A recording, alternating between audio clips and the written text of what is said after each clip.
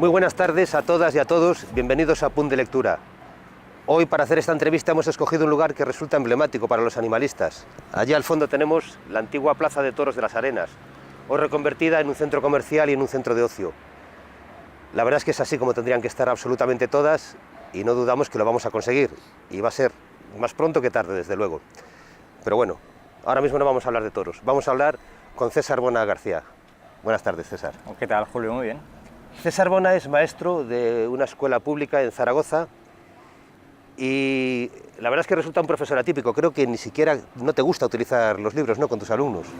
¿Sabes qué pasa? Que cuando estudiábamos tú o yo, por ejemplo, pues el libro era nuestra ventana al mundo. Entonces, todo lo que salía en los libros es lo que no teníamos que aprender y era como tenía que ser. Pero ahora, claro, estamos en la era de Internet y todo lo que se enseña en las escuelas, los niños pueden aprenderlo con creces en casa. Entonces, claro, las noticias vuelan muchísimo más rápido que antes. Y es decir, esto ha sucedido y podemos tocarlo en clase. Hay mucha gente que prepara programaciones y eso precisamente les limita a descubrir cosas extraordinarias como lo que hicimos en Muel, por ejemplo. La verdad es que a veces la innovación tiene un precio, ¿no? Imagino que te costará unas cuantas críticas el establecer ese sistema de enseñanza. César Bona ha conseguido crear lo que se llama una protectora virtual, ahora nos va a explicar de qué se trata.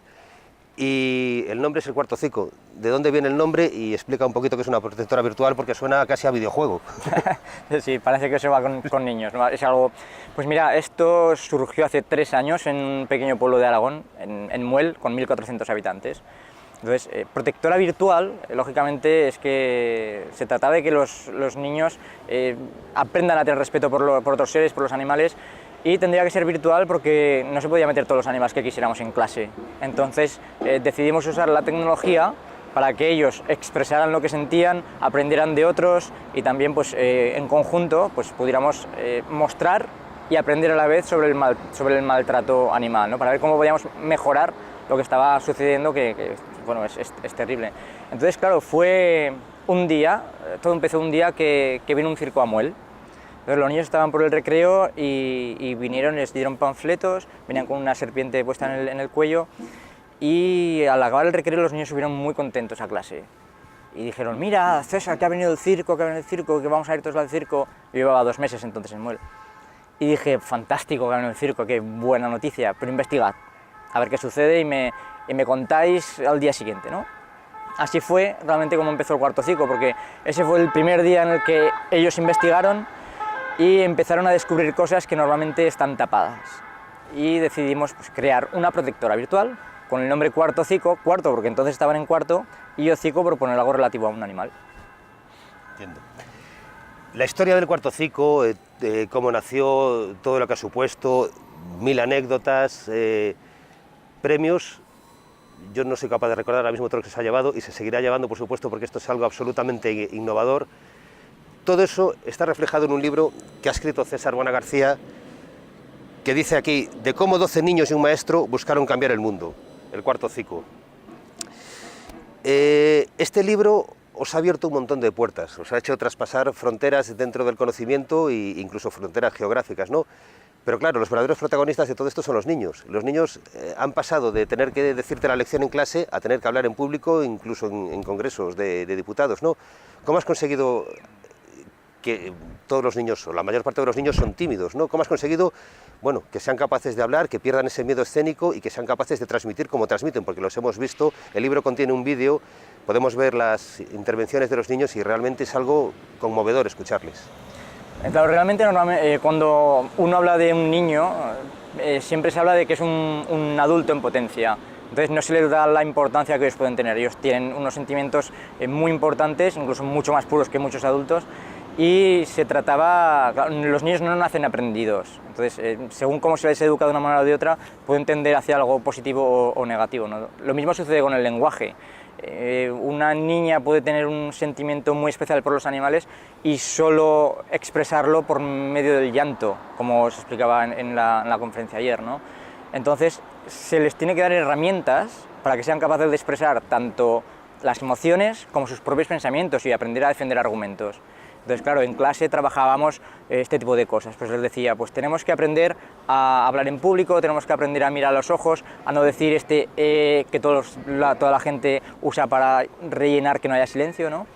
y bueno, utilizamos una serie de estrategias que los niños lo pasaban muy bien. Entonces, con ellas les llamaba, vosotros tendréis que ser guerreros de la palabra. Y para eso, por ejemplo, tenían que estudiarse una frase que yo les daba al azar, tenían que investigar quién era, bueno, una del Martin Luther King. Digo, cuando averigüéis quién es, tendréis que hacer una charla sobre 1 minuto de Martin Luther King. Y mientras hablaban a los demás tenían que estar poniendo caras y gestos para intentar desconcentrarle. Con eso se conseguía que, claro, daba igual la audiencia que tuvieran, que estaban metidos en el discurso, ¿no? Y doy fe que lo has logrado, desde luego, porque he escuchado, he visto las intervenciones de estos niños y realmente lo hacen mejor que muchísimos adultos que seguramente tienen muchas horas de carretera a la hora de hablar en público, y estos niños encima lo hacen con esa naturalidad y con esa inocencia que les hace mucho más creíbles, por supuesto. Estás trabajando con niños, tienes que utilizar su imagen de forma pública, ¿no?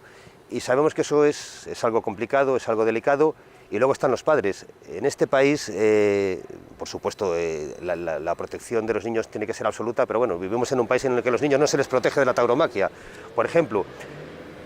Pero en cambio hay padres que dicen, a ver qué le estás inculcando a mi hijo, a ver qué idea le estás metiendo en la cabeza tan revolucionarias, esto no me gusta. Yo imagino que te habrás encontrado el rechazo de los padres, y me gustaría también saber si ha habido un cambio de conciencia en esos padres a medida que has ido avanzando, o han visto cómo sus hijos se internaban dentro de este proyecto. Lógicamente, cuando trabajas con la imagen, sea foto o vídeo con cualquier niño, tienes siempre que pedir autorización a los padres. Eso es lo que le digo a todos los maestros que nos siguen y que quieren llevar a cabo este proyecto en sus escuelas. Digo, lo primero es pedir autorización a los padres de imagen para un uso pedagógico de esa imagen. Entonces, a partir de ahí sí se pueden hacer muchísimas cosas, porque la voz de un niño pesa muchísimo más que la voz de un adulto para algunas cosas, ¿no? Aunque la gente crea que no. Pero claro, imagínate la voz de muchos niños. Entonces, la voz de muchos niños juntos ha logrado cambiar a un pueblo. Entonces, claro, empezando por su familia. Digamos que se ha invertido el sentido de la educación. Normalmente siempre los niños están diciendo, bueno, pues nos enseñan los maestros, nos enseñan nuestros padres, nos dicen que hagamos esto o lo otro. Desde este proyecto se ha conseguido que los niños investiguen y que suceda la evolución inversa, ¿no? Entonces es el niño, los niños, los que están mostrando con sus actitudes cómo se pueden hacer las cosas a adultos. Y han conseguido, claro, contagiar a otros niños de otras escuelas, a otros adultos que a lo mejor no creían en esto, digamos que han roto conciencias. Y la evolución de los padres, pues he de decirte que, claro, al principio empezaban, bueno, César, y esto sí, los animales, pero ¿y qué más van a aprender, no? Yo por si acaso, lógicamente, tienes que seguir un programa y hacer como... ¿Tienes que dar sintaxis? Pues sintaxis. ¿Tienes que ver los nombres, los adjetivos? Sí, los daba, pero tampoco creo que tengan tanta importancia como educar en actitudes, ¿sabes?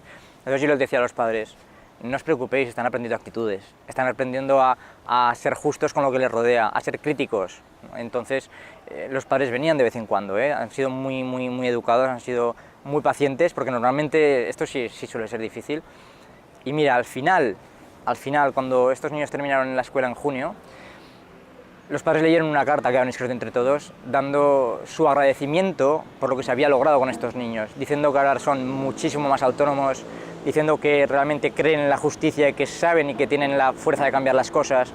Así que, claro, eso para un maestro es algo que no se puede describir, ¿sabes? Me imagino que tiene que ser emocionante, ¿no?, que vengan los padres y te digan eso. Son 12 niños con los que has trabajado y con los que has creado el cuarto ciclo, los cuartociqueros, ¿no? Además, si lees cada uno de ellos a lo que se dedican, ¿no? Unos ardilla, otros adiestrador de no sé qué, o sea, son unos nombres curiosísimos. Pero has pronunciado la palabra contagio. ¿Tú viste que realmente se produjo ese efecto hacia otros niños del colegio que se querían integrar dentro del proyecto o que empezaron a preguntarse qué estaba pasando realmente en lo que respecta al trato con los animales? No fue fácil, porque decirte que los maestros somos gente difícil de traspasar. O sea, somos un filtro que a lo mejor si nos gusta algo, pues vamos a por ello, y si no nos gusta o no entra dentro de estas programaciones que se hacen al principio, que yo sigo diciendo que es un error, porque si no te dejan margen de maniobra, y si no nos gusta, pues lo dejamos pasar, ¿no? Entonces, sí es verdad que los otros niños y otros maestros decían, bueno, pero esto pues es una tontería, lo de los animales ya se les pasará, una actividad de un día, pero lo que dije a los maestros es, no necesito que trabajéis en esto, que invirtáis horas en esto, simplemente dejad que estos niños vayan de vez en cuando a vuestras clases a hablar a otros niños sobre lo que ellos están descubriendo. Entonces yo le llamaba bombas de profundidad, ¿sabes? Y contagio conseguido, y hacía así, porque claro, lo que hacíamos era, el maestro, le guste o no, pues tenía que abrir la puerta a estos niños, para que otros niños se enteraran Yo digo, es como una pirámide, ¿sabes? El maestro si abre, todos los de abajo se aprovechan de eso, ¿no? Entonces, iban a clase, soltaban el discurso de lo que habían investigado a todos los niños sobre el zoo, sobre el circo, perreras y protectoras, y los otros niños se enteraban. Entonces, precisamente con esto consiguieron, el día que vino el circo a Muel, ellos escribieron una carta, pasaron clase por clase leyéndose a todos los niños desde infantil hasta sexto firmaron, pidieron una audiencia con el alcalde y dijeron, señor alcalde, hemos escrito esta carta y la tenemos firmada por todos los niños y no queremos que vengan más circos con animales.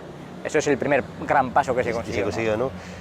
Y comentas, dice, los niños se enteraban y se enteraban también esos profesores, ¿no? Que a lo mejor eran reticentes, los que tenían que abrir la puerta. O sea, seguramente más de uno de ellos cambió su conciencia después de escuchar a tus alumnos, a los cuartociqueros, y decir, oye, que esto es verdad, o sea, que lo que está contando César no es una milonga. El prólogo del libro lo ha escrito Jane Goodall, la doctora Jane Goodall, y creo que tienes una anécdota, algo sorprendente que te ocurrió con ella. Increíble, sí lo he escrito ahí porque yo creo que merece la pena saberlo porque yo no tengo explicación todavía, ¿no?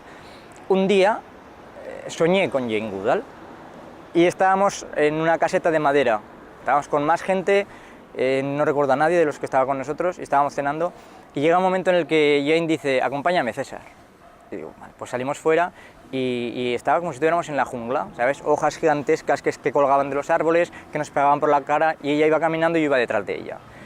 Yo estaba alucinado porque, claro, si es verdad que cenar con Jane Goodall es normal, pero que diga, ven y acompáñame. Pues yo la seguía por una senda y llegamos a otra caseta de madera, en la cual, era igual que la otra, pero había como un porche con un banco también de madera. Se sentó y dice, ven, siéntate aquí. Y me empezó a narrar todo lo que había hecho ella en su vida. Pues yo recuerdo cuando quería irme a África, nadie creía en mí, solo mi madre, y me animó a hacerlo. Eso ya estuvo un rato. Acabó y dice, ahora cuéntame tú. Yo digo, ¿qué le voy a contar yo a Jane? Digo, pues yo soy maestro y estoy con 12 niños y intentamos cambiar las cosas también, pero desde la escuela, ¿no? Estaba hablando y me desperté. Digo, no puede ser. Me desperté. Intenté dormirme 2 veces, pero esto que pasa, un sueño increíble no lo consigues. A los 2 días recibí una carta de Jane. Entonces, claro, se me pone la piel de gallina solo de pensarlo, ¿sabes? Diciendo que estaba orgullosísima de lo que estábamos haciendo y que era algo que era muy importante. Claro, y luego me dijo que allá donde iba, que nos llevaba como ejemplo, que decía, estos 12 niños de un pueblo de España están consiguiendo grandes cosas. La verdad es que sí es sorprendente, ¿no? Esto es lo que decimos en mi tierra, en Galicia, de que no creemos en las meigas, pero a ver las ailas. Increíble. Pues, talmente parece. También cuentas en el libro un suceso, algo que te ocurrió en una escuela de Granada, que puede ser además muy interesante para otros maestros. Puede ser muy interesante porque cuando hablas sobre los animales en un colegio, siempre la gente se muestra reticente, ¿no? Entonces, claro, si tú llegas al corazón de los niños, hay algunos que realmente reaccionan de formas sorprendentes. Había uno sentado en primera fila, así con una bufanda puesta hasta la nariz, decía, uy, este estaba así como tumbado, digo, en primera fila la va a montar. No hice más que empezar a hablar. A los 5 minutos comenzó a llorar y yo paré la charla y digo, ¿qué te pasa? Y dice, es que yo con mi padre cogí un perrillo que había por un camino y nos lo quedamos. Entonces estaba abandonado y me acuerdo de él y me da muchísima pena. Dije, bueno, tengo una camiseta, le di una camiseta al niño y digo, bueno. Acabé la charla en la cual 3 o 4 niños llegaron a emocionarse. Es una charla suave porque sabemos que hablamos con niños. Pero llegaron a emocionarse, porque eran capaces de empatizar con lo que les estaba proponiendo, ¿no? Y todos los niños se fueron hacia el recreo, excepto 3 o 4, entre ellos estaba este que te he dicho antes. El de la bufanda. Y date cuenta, me dijo, César, ¿yo qué puedo hacer para cambiar las cosas? No sé, quería ir al recreo, quería que yo le informara sobre qué podía hacer, ¿no?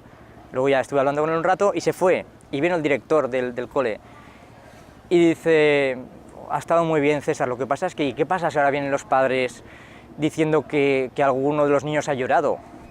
Digo, pues dígales que tienen un hijo estupendo y denles la enhorabuena, porque su hijo tiene sentimientos y que sigan cultivándolos en casa. Pues la verdad es que sí, es una enseñanza para los adultos, para los profesores, sin duda. Hay un capítulo que se titula Animaladas de escuela. Dinos algo sobre él. Animaladas de escuela, es que es lo que sucede muy a menudo, más a menudo de lo que nos pensamos. Y es que desde la escuela, sin darnos cuenta, fomentamos la cosificación de los animales, ya comenzando en infantil. En infantil, un día tuve que bajar a hacer una sustitución a una compañera y cogí un cuento al azar. Empecé a leer y se llamaba los animales y el circo. Digo, pues claro, yo me gusta improvisar, sobre la marcha me inventé otro cuento. Ese cuento pues hablaba de que los animales viajaban felices de pueblo en pueblo, y que cuando acababan se metían en las jaulas, y que cuando llegaban pues todos trabajaban con una sonrisa, y que se pusieron enfermos y que entonces tuvieron que coger otros animales de granja para que ellos hicieran su trabajo. Entonces, esto es algo absolutamente normal. Los animales y el circo se están asociando con la felicidad desde infantil. Es muy difícil luego separar eso. Así es que yo cuando hablo de que, por ejemplo, Pocoyo y Caillou tienen más poder que ningún jefe de Estado, es porque están conformando mentes, claro, que van a ser adultos del futuro, pero que date cuenta que desde infantil se provoca ya esa asociación. Luego yo soy maestro de inglés. Pues en todos los libros de inglés prácticamente vemos que todos los animales están reunidos en el zoo. Entonces a un niño le preguntas, ¿dónde vive la jirafa? Y dice, en el zoo. ¿Y dónde vive el elefante? Y dice, junto a la jirafa, ¿sabes? En el zoo también.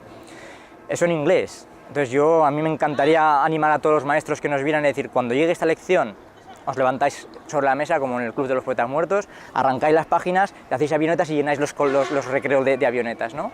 Eso en inglés. Y en ciencias o conocimiento del medio, todo lo que sale sobre los animales es que si son vivíparos o cómo es el sistema digestivo.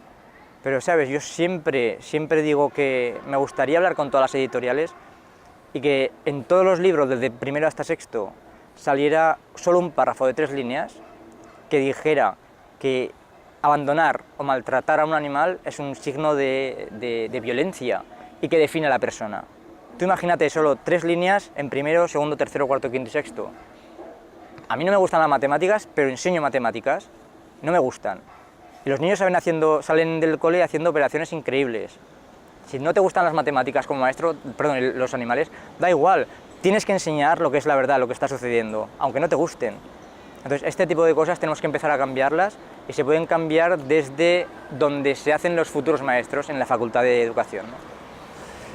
¿A ti te consta que el ejemplo que has creado tú y tus alumnos con el cuarto ciclo vaya a ser seguido por otros maestros en otras escuelas?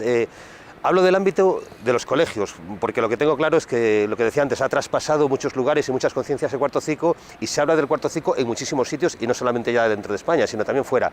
Pero dentro de los colegios, que al final es donde hay que hacer la labor educativa, en los niños, es en ellos en los que hay que crear la empatía y el respeto a cualquier forma de vida, ¿no? ¿Te consta que haya otros maestros que vayan a seguir este ejemplo? Sí, de hecho recibo muchísimos mails, de España y del extranjero, preguntándome cómo pueden hacer para empezar esto en sus colegios. Y lo que siempre les digo es, no contéis con que todos los maestros os vayan a apoyar, eso es un hecho. Pero lo que sí que podéis hacer es pensar que en un pequeño pueblo de Aragón, un maestro empezó solo con 12 niños y fueron capaces de contagiar a otros niños y a otros maestros, empezando desde cero.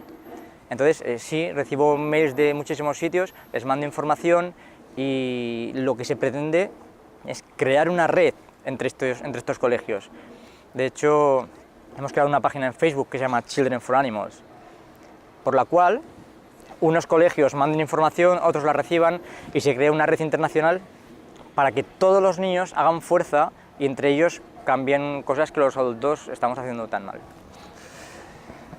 Este libro es un libro está escrito por ti y con unas colaboraciones con las que cuentas también, pero es un libro escrito por los niños, para los niños, por los animales.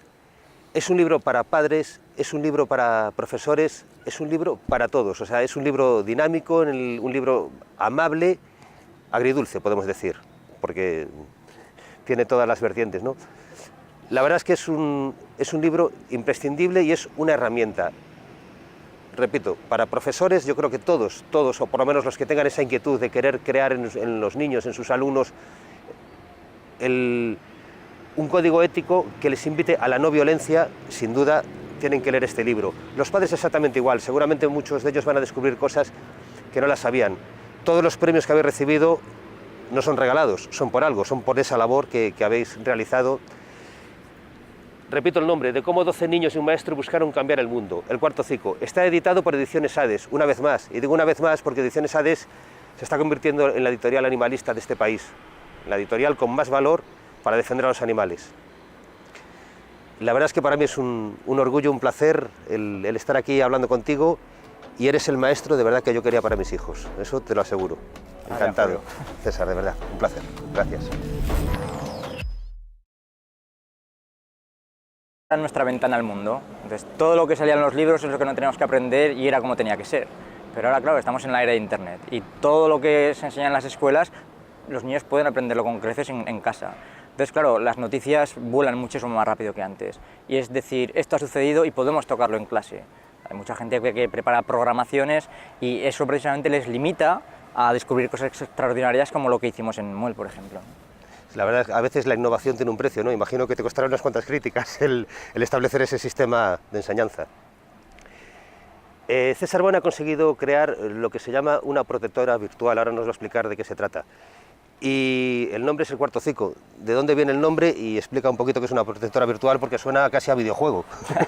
Sí, parece que se va con niños. Muy buenas tardes a todas y a todos, bienvenidos a Punt de Lectura. Hoy, para hacer esta entrevista, hemos escogido un lugar que resulta emblemático para los animalistas. Allí al fondo tenemos la antigua Plaza de Toros de las Arenas, hoy reconvertida en un centro comercial y en un centro de ocio.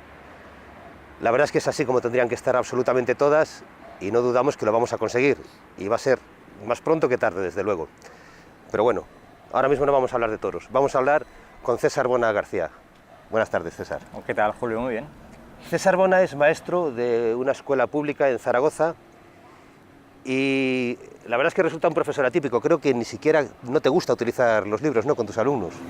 ¿Sabes qué pasa? Que cuando estudiábamos tú o yo, por ejemplo, pues claro, el libro era...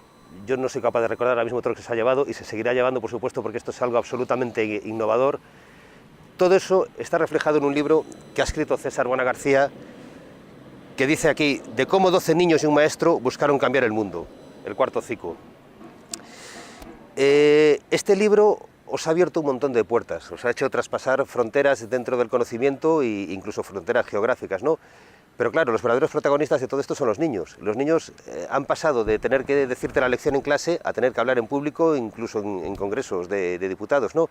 ¿Cómo has conseguido que todos los niños, o la mayor parte de los niños, son tímidos, ¿no? ¿Cómo has conseguido, bueno, que sean capaces de hablar, que pierdan ese miedo escénico y que sean capaces de transmitir como transmiten? Porque los hemos visto, el libro contiene un vídeo, podemos ver... Venían con una serpiente puesta en el cuello y al acabar el recreo los niños subieron muy contentos a clase. Y dijeron, mira, César, que ha venido el circo, que vamos a ir todos al circo. Yo llevaba 2 meses entonces en Muel. Y dije, fantástico que ha venido el circo, qué buena noticia, pero investigad, a ver qué sucede y me contáis al día siguiente, ¿no? Así fue realmente como empezó el Cuarto Cico, porque ese fue el primer día en el que ellos investigaron y empezaron a descubrir cosas que normalmente están tapadas. Y decidimos pues, crear una protectora virtual con el nombre Cuarto Cico, cuarto porque entonces estaban en cuarto, y Hocico por poner algo relativo a un animal. Entiendo. La historia del Cuarto Cico, cómo nació, todo lo que ha supuesto, 1000 anécdotas, premios... Es algo... Pues mira, esto surgió hace 3 años en un pequeño pueblo de Aragón, en Muel, con 1400 habitantes.